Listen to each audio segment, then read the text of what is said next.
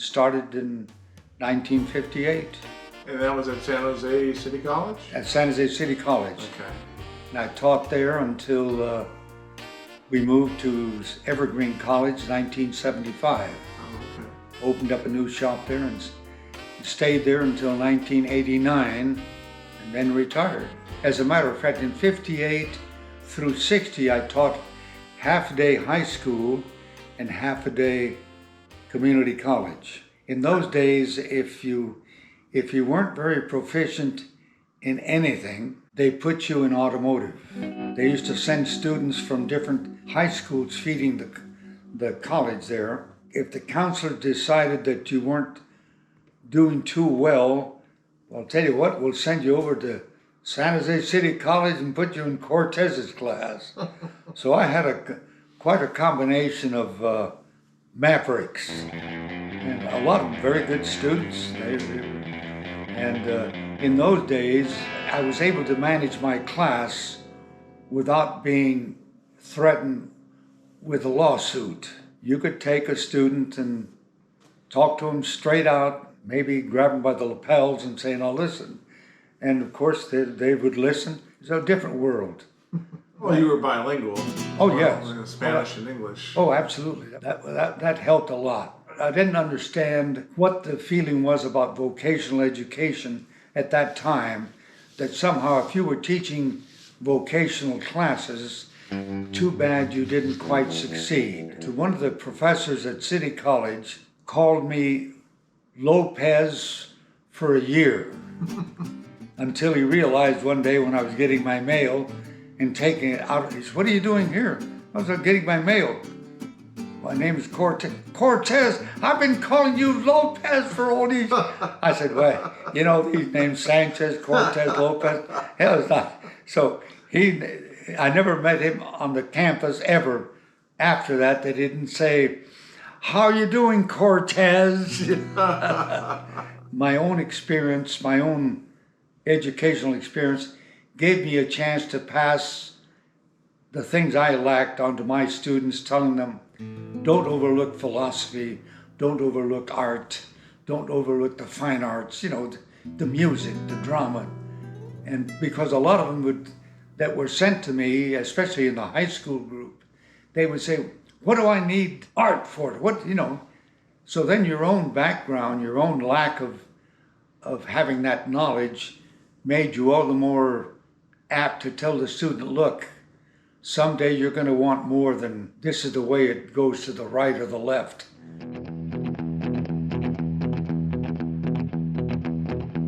And the one that you'll always remember Greg Graham and Bob Martinez? The story is that Greg Graham was a nice young man, but one of these kids that was not kids, he was probably 17 or 18, that was always interfering, even when he wasn't invited, and just talked too much. And Bob Martinez was a very serious young man that did his job, and he ran my shop. I'd say, after we had our lecture, I'd say, "Okay, now go out in the shop, Bob, make your assignments to the students." So one morning, I'm standing at my desk, and he turns to address the students, and he says, "John, what you..." And behind him, there's this student, Greg Graham, that goes like beep, beep, beep, beep, beep, beep, just a annoying sound. And Bob Martinez turned around and said, "Knock it off." And he did this about 3 times. And about the 3rd time that he did it, he looked up at me, because I was standing at my desk about, not from here to the wall. "Mr. Cortez, Greg keeps interrupting me."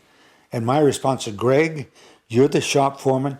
You see it, you handle it any way you see fit."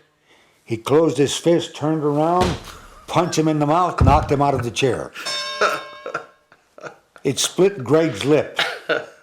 And he's bleeding like mad, and his tears are in his eyes. He gets up and he's looking at me and says, "Mr. Cortez." And I said, "Shh. What am I going to say?" And then Bob was waiting for me to say something. I said, "Go ahead, Bob, give you instructions." And he did. And there again, it was a learning lesson. I called them both in the office, and I said, "Bob, I realize I told you to handle it any way you saw fit, but maybe in the future, if you have a similar problem, you'll find some other way to resolve it besides punching somebody out. And I said, Greg, maybe when somebody says, not just once, but 3 times, knock it off, you understand what they mean. And then I told you how I got saved by his mother. About 3 o'clock in the afternoon, she calls back, Mr. Cortez, what happened? Because I had the nurse put what do they call it, a fly or Butterfly man. a butterfly on it. Right. And she called back, Mr. Cortez, what happened to my son, Greg? He came in, he had it on his lip. I said, didn't he tell you? He said he slipped. I said, yes, he slipped. she gave me the answer. Oh, that's terrible. Yeah, but everyone learned their lesson in that whole Oh, yeah, classroom. I'll including myself. bet. Right. Yeah. I think I had another student, Barry Zuberbeer, a big, tall, lanky kid, very mouthy kid. But I also had this student that was, his name was Min Hai Ri. He was related to he was Korean. And he had somehow related to the president at that time. But he had to take automotive classes because he was the director of transportation and so forth. But they had to know about vehicles as well as, so he took the automotive class. Well, Barry Zuberbeer was my tool-room attendant. Well, one day, Min Hai Ri was in my class, and we were doing transmission work.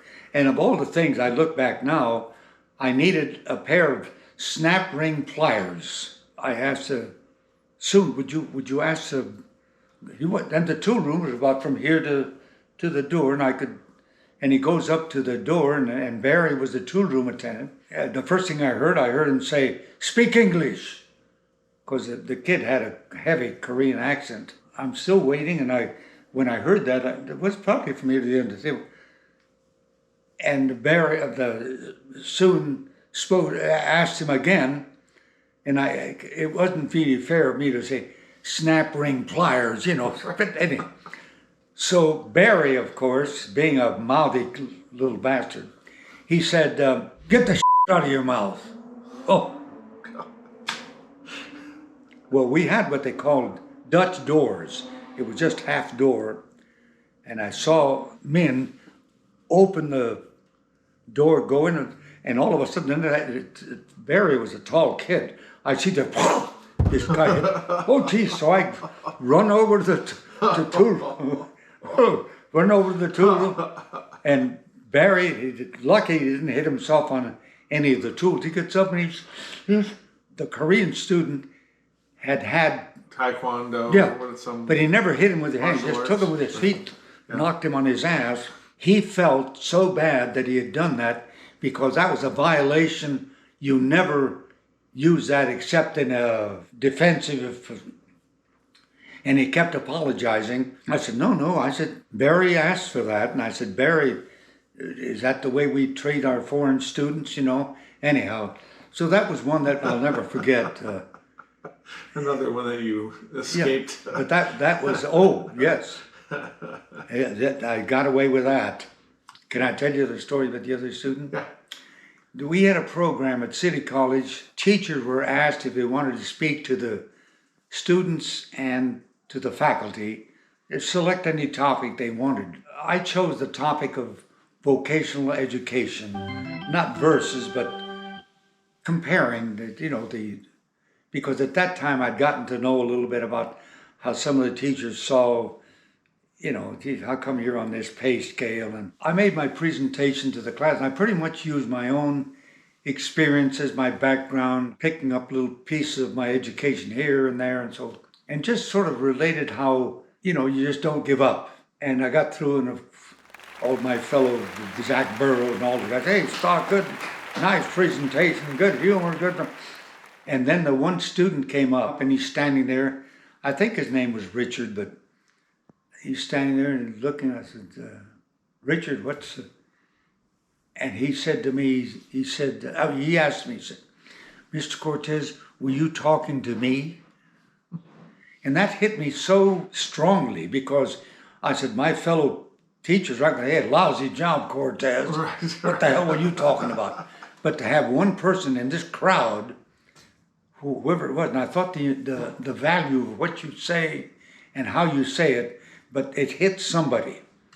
And I told him, I said, Robert, I said, you don't know how good that makes me feel. I had a lot of good students that came back afterwards that I felt rewarded, that thanked me not so much for teaching auto mechanics, but for teaching more about life. I had a student in my class, he was going to Berkeley, and he was in psychology. That was his major. So I had the young man, and he really wasn't too mechanical, but at the end of the semester, he came to me and he said, Mr. Cortez, I'd like to take another quarter of the, I said, well, you learned enough to, he said, no, he says, my major is psychology, and I learned a lot more than I thought I would learn. I'd spent a lot of my life mixing with different personality, with different people, and here he's exposed to a different, and I said, I really have to admire your understanding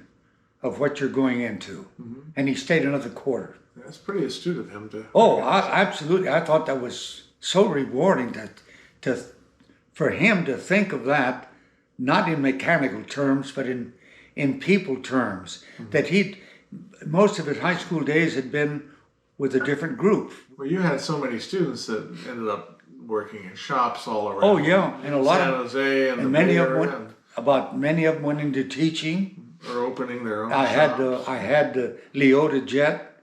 She went to teach at Independence High School, got her counseling degree, and another one that just retired. He's the one that wrote me a letter and said, Mr. Cortez, I remember when I was in your class, and he relayed all these things that you were saying. Doesn't that frost your balls? That's what she said. Oh, and I said, is that you sitting in my class listening to is that what you learned? But it was funny, he itemized, measure twice and cut once, and it made me laugh. Anyhow. You had a lot of those sayings with a lot of people. Oh, God. And now, what do you call it? Sammy Ibrahim, he teaches chemistry. Mm-hmm. He invites me to speak to his class every year. Doesn't change a lot. Same old thing. Gratitude, attitude, fortitude, and tolerance, Well, you've touched a lot of people's lives, and in a way that, if you think about it on a shallower viewpoint, you wouldn't think that a shop teacher would be someone that people would be coming back to 40 years later, remembering things from your class. That's nice. It's a rewarding. All of your teaching efforts culminated with when they built the new automotive wing at Evergreen Valley College. And I had the honor of being presented with, well, not presented, that one of the rooms has a sign that says Cortez Hall, which I felt pretty good about. Pretty famous these days.